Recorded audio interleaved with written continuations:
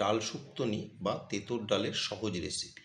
এখানে 1 কাপ মুগের ডাল নিয়েছি, কাঁচা মুগের ডাল 2 থেকে 3 বার ফ্রেশ জলে ধুয়ে নিয়েছি।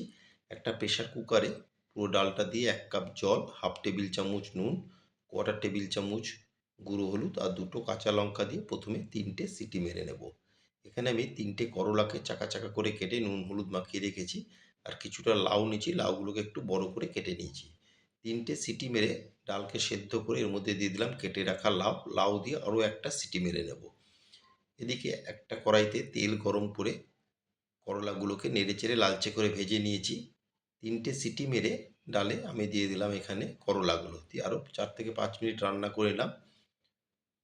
আরেকটা কড়াইতে আমি তেল গরম করে ফোড়নে গোটা সর্ষে, শুকনো লঙ্কা আর আদা বাটা দিয়ে ফোড়নকে নেড়েচেড়ে ভেজে নিয়ে এখন দিয়ে দিলাম সেদ্ধ করে নেওয়া ডাল।